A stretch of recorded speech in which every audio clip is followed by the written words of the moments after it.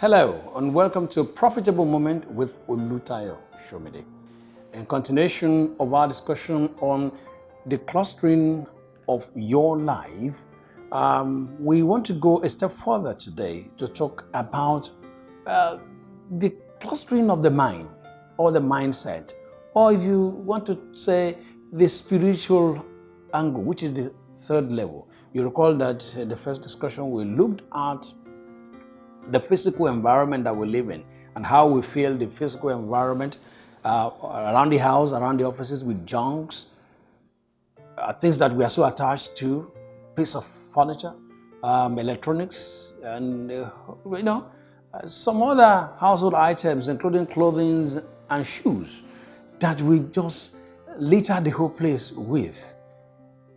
We don't let go because we are so attached to them. And they cluster our environment, not giving room for us to even bring in new things. We spoke about that. And we now took it to the human element, the human angle, that most of us have people around us that are just clustering our lives. And we're so attached to them. They're not adding any value to us.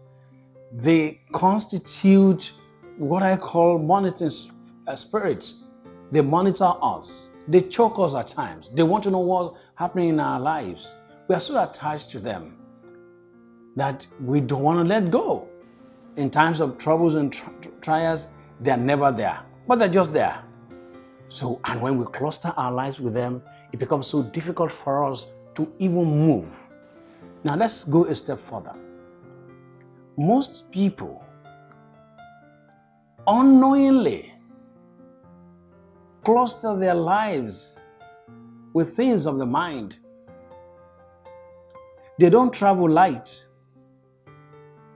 They want to move. They know that they don't really enjoy or they don't like the life they're living, but they can't move because their minds are so heavy and occupied. So many junks in their minds, clustering their minds. Bitterness, hatred, fill their minds that it's become so difficult for them to even be able to navigate through life. Unforgiveness, one of them. They are so filled with venom, with bitterness, and relying on old stories or stories and tales brought to them by talebearers. They are quick to believe stories, bitter stories about the other person, without even taking the pains to examine, investigate, ask the other party. They assimilate everything that's brought to them by the talebearer in workplaces, homes, religious places, and all of that. And they go on with this bitterness.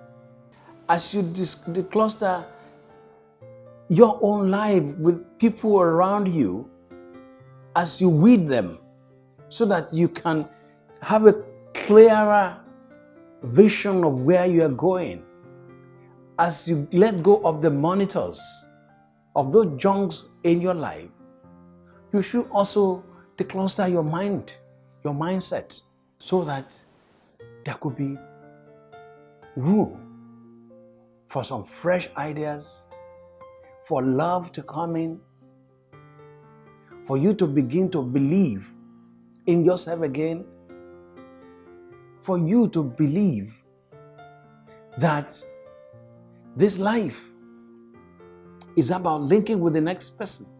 It's about forgiving that person. It's about forgiving the stories of the past. Yes, it is important for you to learn from the stories, from your history, from where you're coming from, but holding on to that bitter period or that bitter moment of your life will continue to hold you back. People from some climes, when they're traveling, they travel light. You see them packing just one bag and maybe a carry-on bag. When they're coming back from their trips, they carry just that carry-on bag and possibly the bag containing maybe a few things that they pick, souvenirs that they pick on the trip. People from another clime, when they are traveling, you see them carrying things that they don't even need. Even for a holiday of 1 week, you see them carrying 2 big bags.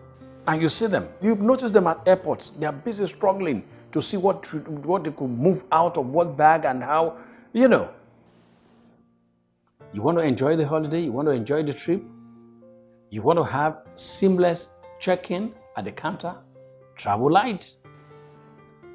And then travel with love. Travel with forgiveness. So that on your journey back, you can come back light with smiles. That is Profitable Moment with Olutayo. See you some other time.